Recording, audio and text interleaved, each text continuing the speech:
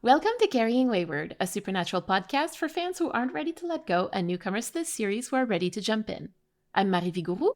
And I'm Drew Schulman. In this episode, we're diving into Supernatural Season 8, Episode 3, Heartache. Let's get this show on the road.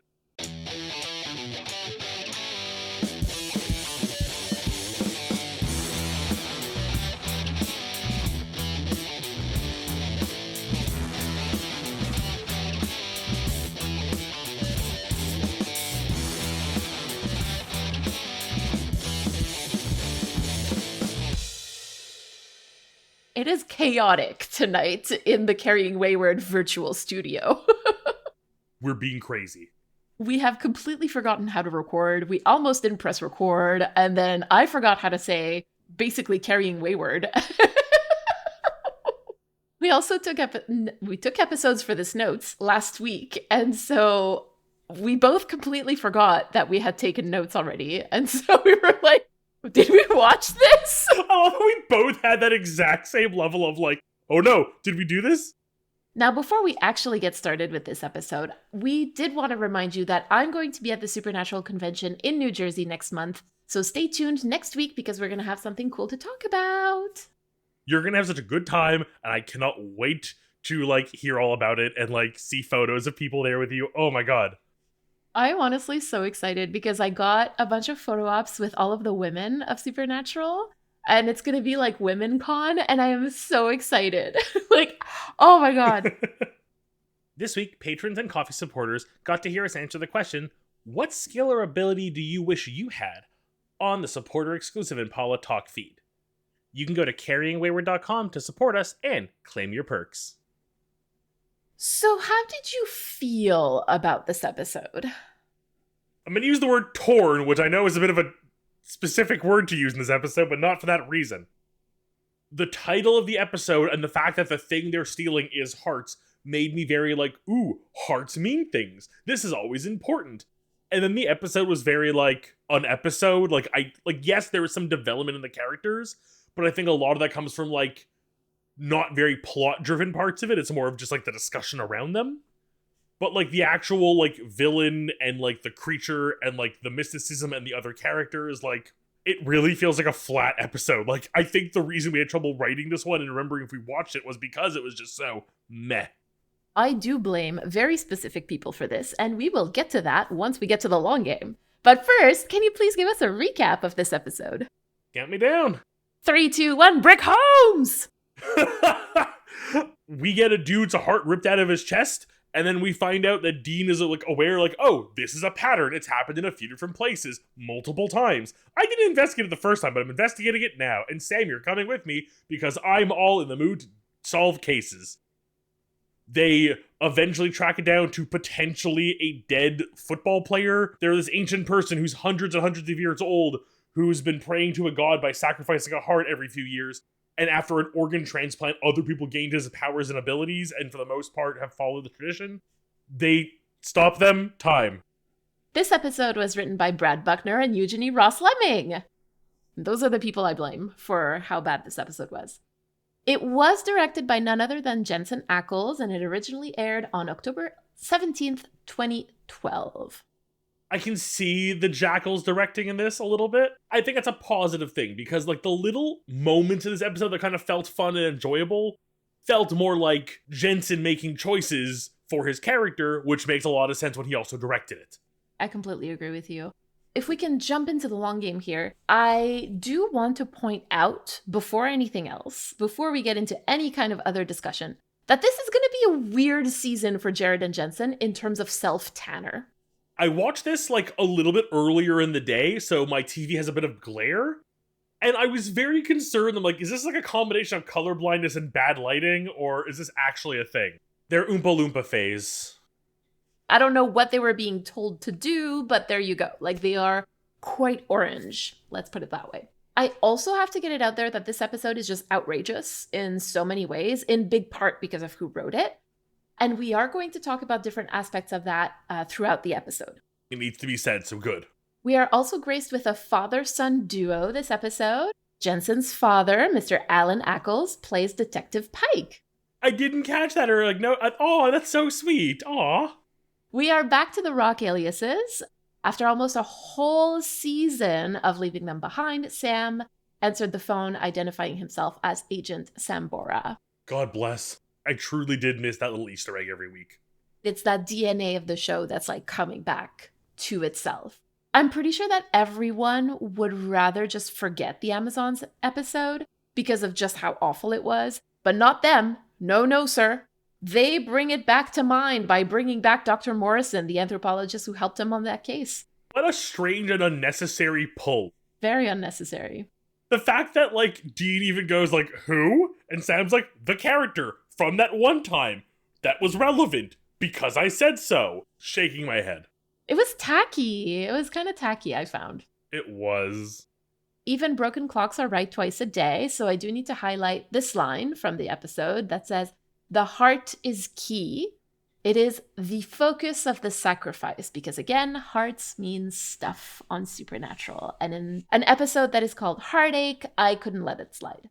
That line and that title made me expect greater things from this episode. And I'm going to close this long game just by pointing you to the choice of colors in Sam's flashback. Like, I just want you to think about like those oversaturated greens, that dreamy blur.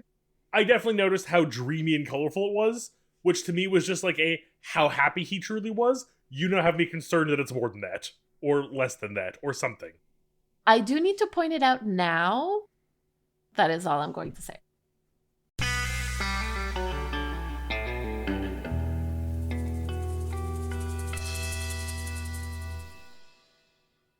This week, our theme is legacy, which has a Latin root that means ambassador, envoy, or deputy. So we can see that there's this idea of like somebody or something representing you when you can't be there, right? A representation of the self in the absence of the self.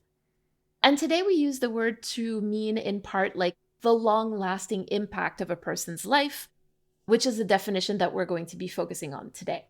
Now, you all know that one of the brainworms that lives rent-free in my head is the legacy of Supernatural. I've talked about it a lot, particularly in our special episodes. And so obviously I'm going to have some thoughts bubbling through for critical time. I think it's easy to frame Sam as like dismissive of legacy, but I think it's like so much more important to understand that like your legacy and the legacy you uphold should not come at the cost of your own self. Sam had the year off from hunting and went to experience a life that he thought he was going to like have before season 7-8 happened, being dragged back in, and even now he's hunting again with a goal in mind, like not just upholding his family business. Now he's in it to finish it so he can go back to the happy life he just had. Yeah, well, I think that this year, like Sam basically started thinking about like a different kind of legacy. Because like you said, I think there's like the easy way out in this case, like to say that Sam just like is dismissing legacy. But really, I think that he's really just asking himself like if the family business is really the legacy that he wants to leave. Like he'd already left it once to go to Stanford and to become a lawyer. That was him choosing what he wanted to do and the impact that he wanted to have on the world and the people around him. And of course, we know that Sam came back to hunting, right? Because after the pilot episode, that's just what happens. Jess is murdered. And then after that, like things just kind of like snowballed, and leaving just wasn't really an option anymore until it was again, like over the course of this year. And in a way, like this is really powerful, right? It's the idea that you're not stuck where you are, that you can change the path that you're on, even if you're really well engaged in it. It's loaded to me because I feel like the idea of legacy is almost like used in a way to like pigeonhole someone. And here Sam is seeing the idea of like, oh no, I don't have to do that. I don't have to be this thing because I was told to. You know, the way Sam looks at it this week, specifically this case, it's revealing as well. Like, I want to be clear, I'm not for or against this myself, but he no longer sees the need or the drive to go after every little case. His goals are to get Kevin, get the tablet, close the gates, go back to Amelia and the pup. Like, really, until now, Sam's only reason to keep hunting was a sense of justice and being there for Dean, and he's seen that there's more to it than that. He can be more than just the legacy that was set up for him. I find it interesting that you say he wants to go back to Amelia when like he had said in the last episode that like there was a girl and then there wasn't. Oh, I took that to mean like the wasn't was like that he left to go see Dean kind of thing. Ah. This is very much a he went out for milk and hasn't come back yet type moment. So he's been on a hunting trip and he hasn't been back in a few days? He left a note saying I have to leave like mysteriously, but she's home with the dog wondering what happened to her boyfriend that just mysteriously vanished. It definitely feels like Sam just has like this clarity of purpose right now, like in this episode, because he's got like a vision. He's got like he's got 2020 vision, you know? Like but like he's got this plan and he knows how he wants to execute it. And it feels very much like the Sam who could have been if Jess hadn't gotten murdered in so many ways. Maybe this change of path is a way to get back to like the road not taken, to reclaim that legacy that he wanted for himself all those years ago. Like, think of the Sam from After School Special who was finally allowed to imagine for the first time a life outside of the family business. Realistically, I don't think that this was completely inconceivable for him to want to leave. I will still say that not answering his hunting phones was not a good move, but like I do think that there was some self-preservation there too. I have a really weird relationship with Sam this season because like I was so anti-Sam at the beginning for like not looking for Dean and like not looking for Kevin. And while those are still very true, it's not to say that I don't agree with why he did what he did. I just don't like the way he did it. Sam understands that hunting is the family legacy, and despite both himself and Dean understanding that John wasn't someone to idolize or live like, Dean still sees it as a legacy. And I think maybe it's more of like a Bobby connection for him, but that's for another day. But Sam never wanted it, and he's made that his goal to create his own legacy with birthday cakes. And I'm willing to bet that he will actually try to find a way out. Like, there will be a separation at some point this season, and Lord knows the show will find a way to bring him back again. But, like, I really think he is serious when he says he wants out. So you named to me what I think is the other piece of the puzzle, and that's Amelia. You don't know this yet, but people and fans really dislike this character and this whole arc. And I get that, right? So I'm letting you know, and I want people to know that I get that people don't like Amelia, but I don't personally dislike her. Like, if anything, I kind of like that we have this example of a woman that's unlikable at first. Like, she's mean to Sam in the first episode where we see her. And she's a little hard to love. But I also think that Sam knows a little bit about people who are hard to love, right? So maybe that works out. So anyway, just putting that aside, I do want to say that as much as Amelia seemed like super mean the first time we met her, you know, like telling him that like, oh, you know, like if you were such a stand-up guy, you wouldn't have run the dog over in the first place. But I do have to put myself in her shoes. Like, this literal huge moose runs into your place of work, erratically screaming at your staff to save the dog that he ran over. And like, if I'm being entirely honest, I don't think I would have been very nice to him either. And we do see in the flashback that she does love him. She cares for him. She bakes him cakes, you know? And maybe they've even talked about kids. And that's another form of legacy as well, that Sam is like now, oh my goodness, maybe that's a possibility for me that I didn't think was a possibility before, right? And it doesn't mean that that's necessarily what he wants, but being able to consider it is new. The not liking Amelia thing seems like a really interesting twist I was not ready for. People hate her. I did not realize the vet was also the girl that he was leaving. Like, I did not make the connection of the two of them. And I didn't do a really good job at making that connection for you either. So let's be very clear. If you had to do it, the show failed first. Fair. I know, I keep saying this, the flashbacks, I am looking forward to learning more about this year. For both of them, I want to know more about Purgatory Dean and his relationships and Cass, but I also want to know, like, more about Sam. I also want to know the dog's damn name. I want this dog to have a name, damn it. What's the dog's name? His name is Riot. That's how boring this episode was. I forgot that part. The only fun part. The one dog that has a name, Drew. I forgot his name is Riot, which I just think is a really silly name, but I kind of love it. You didn't really think that maybe they could have been broken up? Let's entertain that idea here. And let's think about the fact that, like, if the relationship is over between Sam and Amelia, then the flashbacks are really, like, thinking back to that relationship, and therefore the flashbacks are the legacy of the relationship. If I'm thinking about like the really beautiful colors and everything, do you remember like when we usually see those things, like very like pops of colors and stuff? I feel like Heaven was very colorful, also full of flashbacks. Am I making the right connections here? I was thinking more about the Jin episode. A fake world made to be perfect for you. Maybe Sam's remembering things a little differently than they actually happened and is painting them in a much prettier light.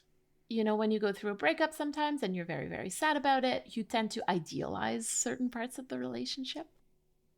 And I'm wondering if there isn't a little bit of that going on as well. If they're broken up, of course. That was always one of the things I had in the first episode that I kind of just like, I wrote off as being like whatever there's like a reason for, and we'll get to it later, or it's not important, was why Sam was going to the cabin in the woods. Because it seems like he wasn't going there very often at all, if ever.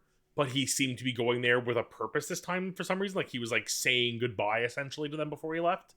Even though they were about to sleep, the Riot and Amelia. So I'm wondering if maybe now, like, is that like the next day after the breakup and this is him like going somewhere else because he can't be there. And it just timed up perfectly with Dean's, I'm back. Well, I mean, I think that Dean had called Sam, right? Like they were planning to meet up, clearly. Like it's not like Dean was surprised to see Sam or anything like that. So there was, I think, like a plan. I took Sam as being very surprised that he didn't expect it. I feel like Dean was like, he found the place and was like waiting there for like a day or two until Sam would show up thinking he would come back. Hopefully I will learn more about this and not be as in the dark. Shall we move on to Dean for a little bit though? You know, like we know Dean got his taste of a life outside of hunting as well, but couldn't let it go. And I feel it's more out of a sense of justice and inability to sit idly by versus necessarily like a sense of legacy to his family job. But I can argue that now more than before, he does have an idol to consider. And I still love the image of Dean growing up to become the next Bobby type thing, taking over that role for future hunters, like truly allowing his legacy to live on forever. This week, it almost seems more like a compulsion, or like he's using it as an excuse to cope. I guess I just don't really think that this is actually about legacy here, right? Like I think that Dean is using legacy as an excuse, but really like I think he's full on projecting. Because from what we saw last week, we can assume that Dean feels like a tremendous amount of guilt from whatever happened in Purgatory that meant that Cass didn't make it out. And he's in such pain and such a state of trauma that he's just like aiming those emotions at everyone, especially Sam, because Sam is the closest one and he's the one who's most around. And he's also somebody who he has legitimate reasons to be angry at, right? Like it makes sense that Dean would be angry at Sam. Like I don't want to take any of that away either. So that legitimate anger and that projected guilt and shame is making it so that Dean is an actual asshole to Sam, in my opinion anyway, right? Like think of when one of your friends is not well, and I mean like mentally not well. Like isn't that also like the time that they also tend to get like the nastiest with you? That's really what's happening with Dean right now in terms of like his little bitchy snaps at Sam, his like, guess you missed that one too, or like, do we ignore stuff like this, or are innocent people are supposed to die so that you can shop for produce? Like, Dean, please. Again, it's very obvious that this like need to take on the next case isn't just, like you said, a carrying of legacy that's very much the excuse, but rather it's a need for him to keep going and working as a means to hide from his own thoughts. A bit of narcissism disguised as altruism, maybe. Oh my god. Yeah, like some kind of congressman, one might say. But to be clear, though, I don't think that this is actually narcissism, but I do love the Taylor Swift plug. Thank you. The thing I find most difficult this week is how Dean talks to Sam in the car when Sam says, Dean, listen, when this is over, when we close up shop on Kevin and the tablet, I'm done. I mean that. And Dean just says, no, you don't. Like, this, for some reason, is the most painfully dismissive and, like, ignorant line. Dean is just so full on, like, imposing his own wants and worldviews on Sam's in such a way that it just feels so wrong. Like, Sam is just, like, a pawn in his life that he can control. And, like, it really stung me. And you know how much I love Dean, and I'm still, like, cagey with Sam this whole season. If I can offer an alternative way to look at this, because I don't quite think that this is how I see it. So hopefully, like, it'll help you make a little bit of peace with Dean. I think that Dean is both projecting again and using his past knowledge and experience with Sam here. Because the line is, I'm done. I mean that. No, you don't. It's not, no, you're not done. It's, no, you don't mean that. And I do think that that makes a really big difference because he's not actually imposing his will on Sam the way that John would have, for example. He's saying, I know you. You have done this to me before, and you came back to hunting anyway. I know you don't mean it, so I just don't want to engage with that kind of talk. And there's also like the second part of Dean that's like drawing on his own experiences with quitting hunting, and like he knows that he missed it, right? Like that was his experience when he stopped hunting. He missed it, and we saw that. It was very clear. So he's like, I know you, and I have my own experiences in this situation. And in my opinion, you don't actually really mean that. But because Dean is Dean, it comes out the way that it does. It still feels very painful to me and very dismissive. I think for me, the big takeaway, like the thing that Dean isn't seeing, like, yes, Dean's like, well, no, like I tried taking a year off and it didn't work. But Sam did. Sam took a year off and didn't like crack. He was, as far as we know, wasn't sitting there with the radio listening to police scanners or like still checking like online news groups and sharing stuff. Like he said he heard about it and just didn't. He let another hunter get to it because Lord knows there is one. And I think it's dismissing the fact that Sam did effectively get out and stay out and was not drawn back in, and then ignoring that on top of it. Like, you don't mean it. Yeah, he does. Because he just did it for a whole year. Happily. I think if you take the line of like, there was a girl and now there isn't, like what is anchoring Sam back into like the civilian world, the non-hunting world, if there is no more girl anymore? Apparently going back to school, according to the phone calls. That's something that is a possibility. And I completely agree with you. I think that Dean is really projecting like his own shit onto Sam at that moment. There's really nothing that I can say that is going to like erase that, but I'm just trying to understand his point of view because he's not doing a really great job at letting us in this moment, or letting us in, I guess, on like how he's actually thinking, because he's being so short with him and so like snarky. So we have to like really peel back the layers in order to like understand what's actually happening in his head.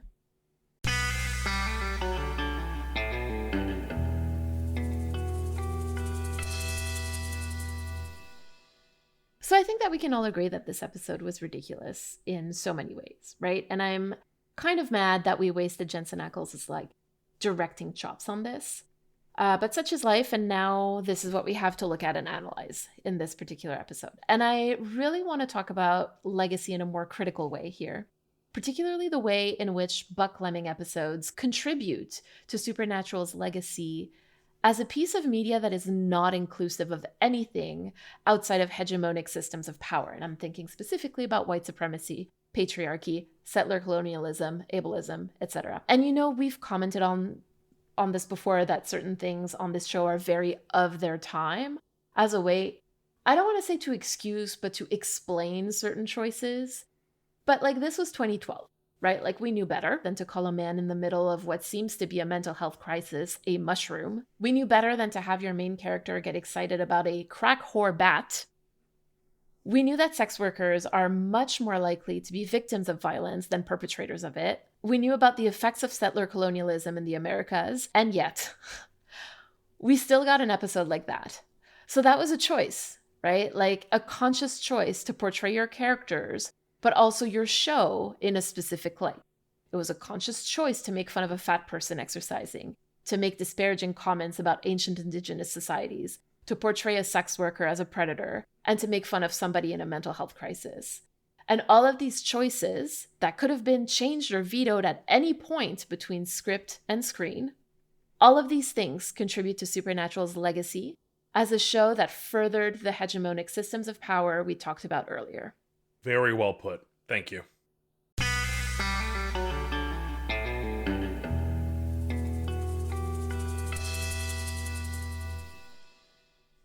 This week we have a message from Nora. Before we listen to it, we want to remind you to send us a 3-minute voicemail. To respond to anything we discussed today, or ask us a question, you can use the recording app on your phone and email us that recording at carryingwayward@gmail.com. Hi, Mary and Drew. My name is Nora. I use she, her pronouns, and I'm a huge fan of your podcast. I'm going to get this out of the way first. I am a theater major, so this is basically setting the premise for what this voicemail is going to be like. I will try to keep it to 3 minutes. But I wanted to talk about something I noticed from Season 3, Episode 1, The Magnificent Seven, that I was a little surprised you guys didn't talk about, but maybe that's just because you maybe didn't know it. I don't know. So at the beginning of the episode where we see Dean in the motel with the twins and we see Sam in the car, the camera flashes down to what Sam is reading. At the top of the page, it says the name Dr. Faustus. Now, the reason that struck me is because Dr. Faustus is the name of a play by Kit Marlowe, an Elizabethan playwright. It's about a man named Dr. Faustus who gives up 24 years of his life for magic from the devil. He wants to learn the devil's secrets. He tries to summon the devil but ends up summoning a demon named Mephistopheles. Mephistopheles accompanies Faustus during this play. They play pranks on powerful people. And there's one scene where they actually meet the 7 deadly sins. It's in a scene where Lucifer comes up and reminds Faustus that, oh, you've only got 24 years, so you're gonna come back down after that. One thing that I feel is very important to mention is that Mephistopheles is the one doing all of the magic that Faustus is supposedly performing. When the 24 years are up, Faustus is granted one last little thing, and he chooses to sleep with Helen of Troy, the most beautiful woman in the world. Sorry, I should have said spoilers, but oh well. And then he goes down to hell to stay there for the rest of eternity. The themes of this play include free will, good and evil, questioning God, the lot.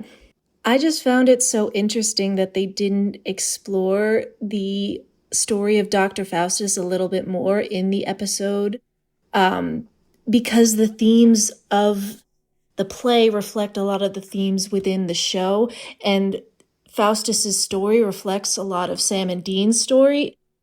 Dean's, especially within Season 3, Episode 1, and Sam's story, especially in Season 4 and Season 5.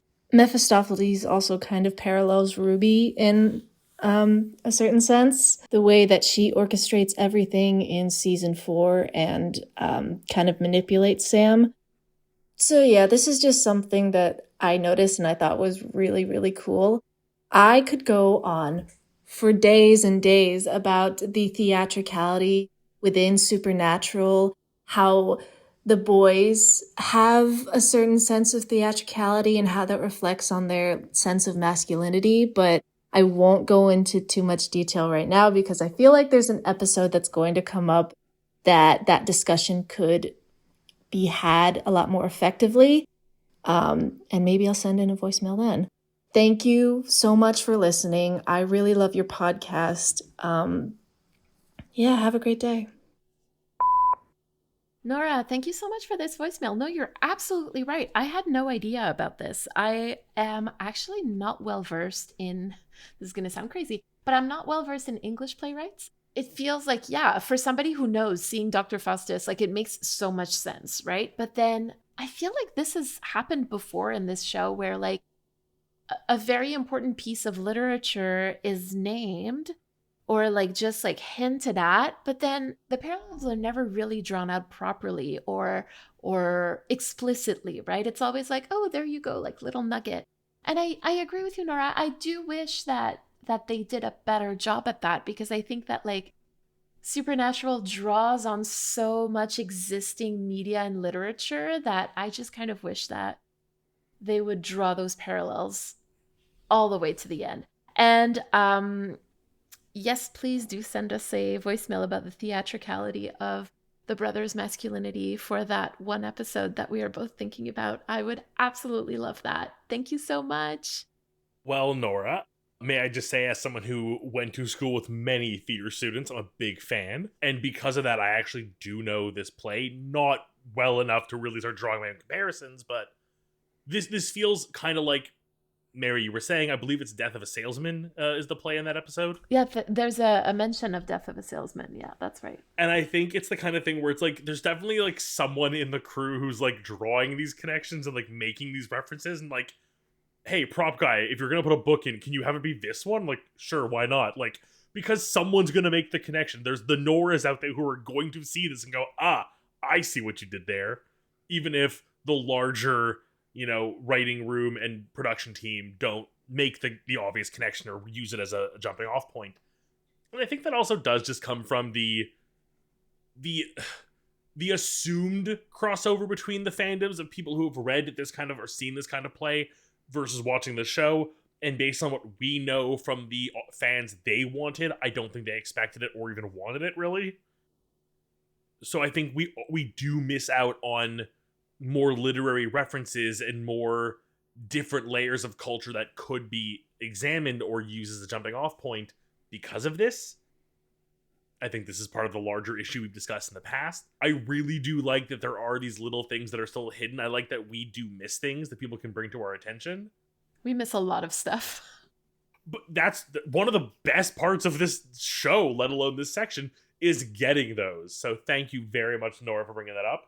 And I am now just envisioning an episode of the show that I'm waiting for now, where we're going to see a stage play of the Supernatural books performed, and Sam and Dean having to watch their own life played for them as like a cap show almost. But now imagine if it was musical theater. Oh my god, if we get literally a high school auditorium musical theater adaptation of Supernatural The Road So Far. An all-girls high school. Oh my god, yes. That would be beautiful. I would love that.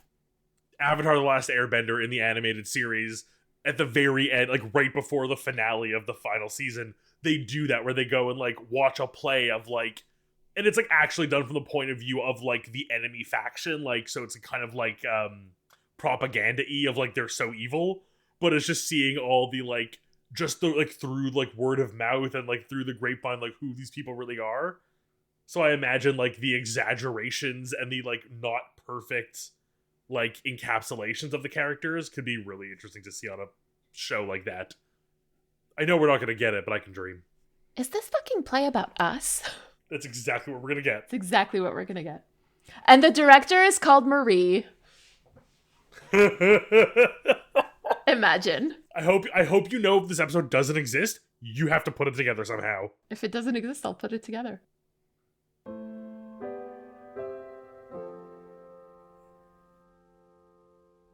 Drew, do you have any reflection and call to action this week?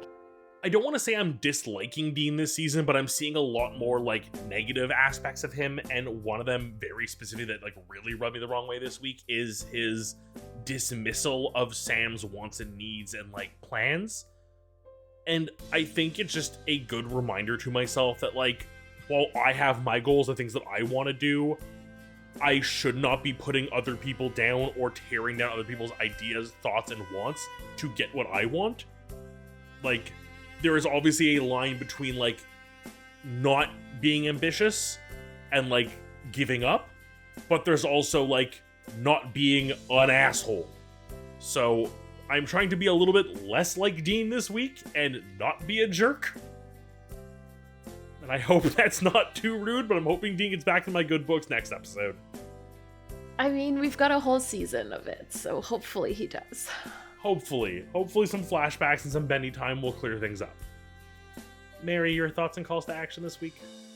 So as much as I dislike this episode, one thing that I do find interesting about it is that it kind of creates a contrast between creating a legacy and living your life for yourself, for your own contentment, basically.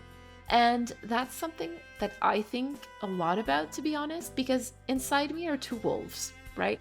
One that wants to have an impact in my field of research and the community that I serve.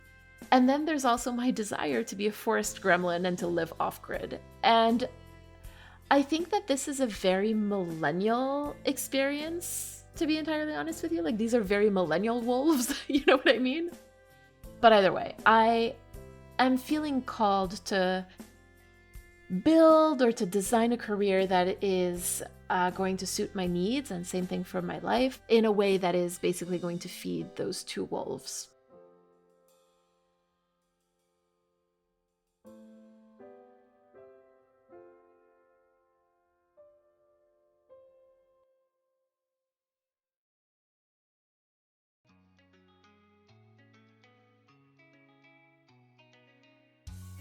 This was Carrying Wayward, a supernatural podcast produced by Rochelle Castellano, hosted by Drew Schulman and Marie Vigourou. Thank you to everyone supporting us on Ko-fi or Patreon, especially our bunker supporters, Elle, Jeremiah Thomas, and Simone. We'd also like to thank Jacqueline Hart for our music and Jacqueline Tucci for additional sound editing. Head over to carryingwayward.com to become a patron or a Ko-fi subscriber, and for our merch store and our socials. And write us a review on Apple Podcasts. Carry on, our wayward friends.